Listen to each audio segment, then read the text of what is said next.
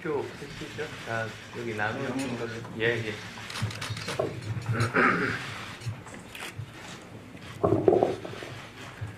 Good afternoon, ladies and gentlemen.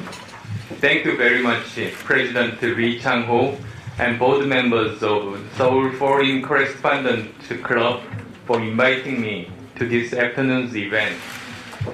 I do appreciate your warm welcome, and I'd like to reciprocate by doing the best I can in answering your questions in the Q&A sessions to follow. There are many quotes that compare politicians and statesmen, and I remember this. A politician is a person whose politics you don't agree with. If you agree with him, he's a statesman, and the politician thinks of the next election, a statesman of the next generation. I, of course, am interested in having you agree with my politics, my strategies for a peaceful Korean peninsula, in getting elected president, and in ultimately becoming a leader who cares about the next and future generations to come. With all this in mind, I'd like to share with you the outline of my strategies on bringing peace to the Korean peninsula.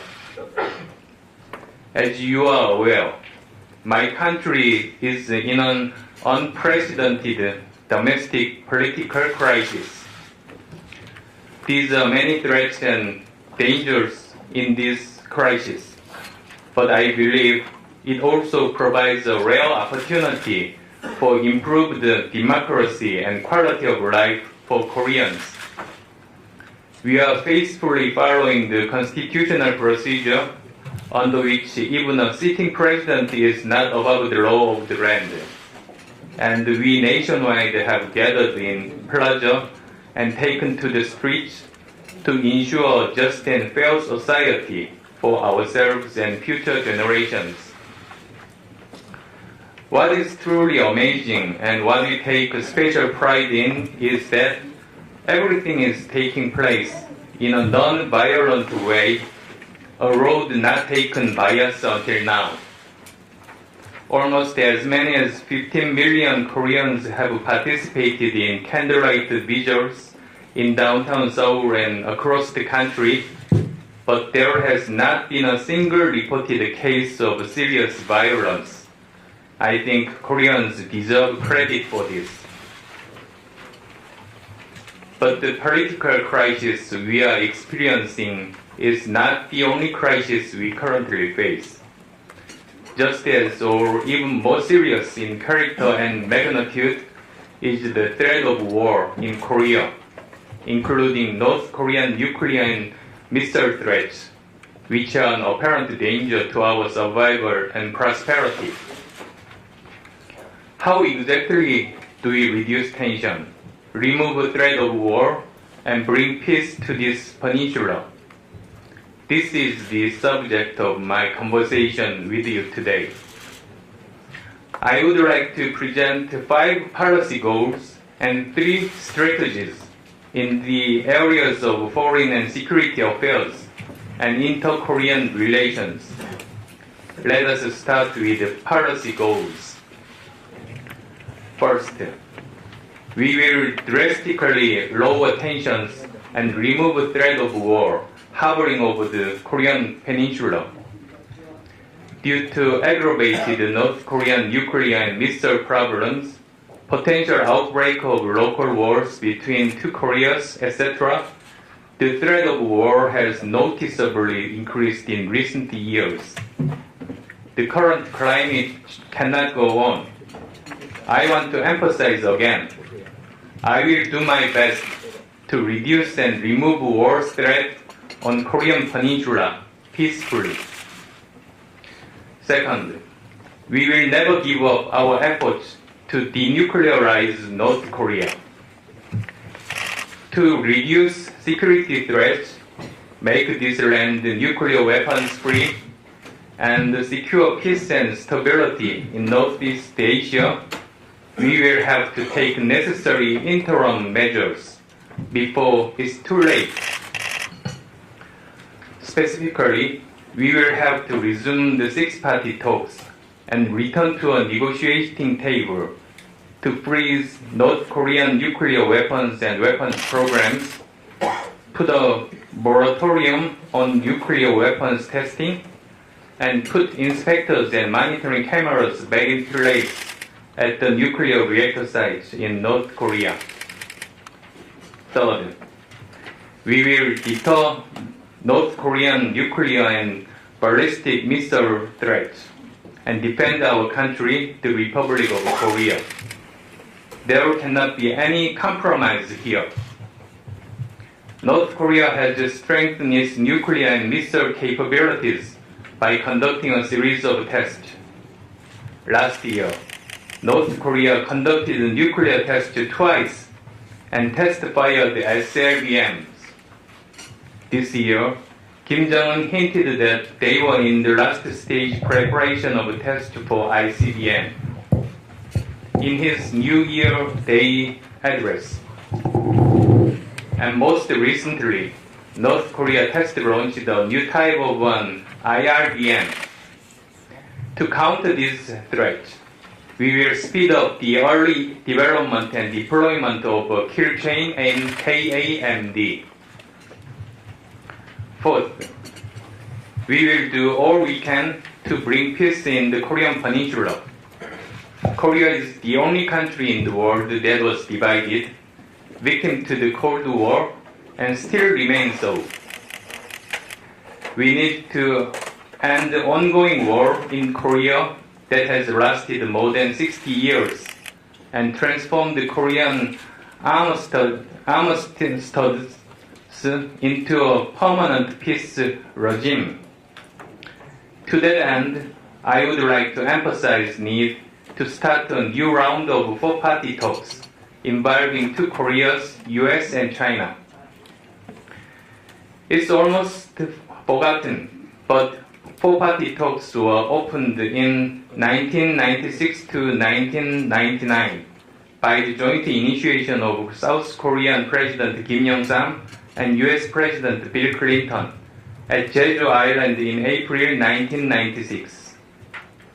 The single most important purpose of four-party talks was to reduce tension and establish a permanent peace regime in Korea. In addition, in 2005, six-party talks reconfirmed the need to establish a permanent peace regime on Korean Peninsula in its well-publicized September 19th joint statement. The Article 4 of the joint statement reads, "The six parties committed to joint efforts for lasting peace and stability in Northeast Asia. The directly related parties will negotiate a permanent peace regime on the Korean Peninsula at an appropriate separate forum. Fifth and finally, we will promote national reconciliation and pursue unification of the Korean nation as a peaceful process. We are currently in a phase of applying sanctions to North Korea. Empirically speaking, however, sanctions alone have not produced the result we wanted. If we reflect on decades of experience with US-Soviet relations, South-North Korean relations, and other experiences. Therefore, we must keep in mind that sanctions should not be objectives per se, but only instruments to achieve our goals. Sanctions are basically an instrument to change and forge conditions for the other side to come to the negotiating table. We will continue to respect the United Nations Security Council's sanctions, but we also know that we must look elsewhere as well, including talks with North Korea to find solutions to the dire problems we have. Now that we have stated our goals for a peaceful Korean Peninsula you may want to ask what our strategies are to achieve them. We have three key strategies. First, we will strengthen Korea-US alliance cooperation, the main pillar of our defense, and pursue self-strengthened security to secure our own capabilities in fighting outside threats. To this end, we will become a high-tech military power by modernizing our Air Force and Navy in particular. For such modernization, we may need to gradually increase our defense budget up to 3% of our GDP. I will resolutely eradicate corruption in the defense industry and make sure military procurement corruptions never go unpunished. Second, we will seek a strategy that results in a virtuous cycle, not a vicious cycle, among three interconnected policy goals: improve the inter-Korean relations, denuclearization, and establishment of a peace regime. We will make proactive efforts to seek and create opportunities to resume dialogue among the parties involved. 6-party talks, 4-party talks, and US-North Korea talks, as well as inter-Korean talks.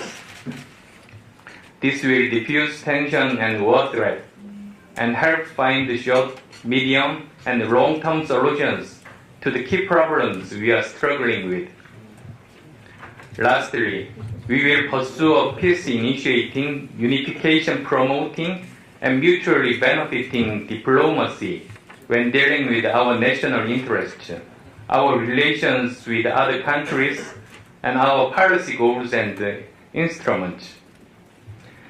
We will continue to strengthen both our alliance cooperation with the US and our strategic cooperative partnership with China in a harmonious, non-zero-sum manner. Thank you very much again for this opportunity to meet with you. I wish you well and a pleasant and rewarding stay in Korea. Now, I'm looking forward to an exciting time ahead, the Q&A session, and as I promised, I will do my best to answer your questions. Thank you. 네, 수고하셨습니다.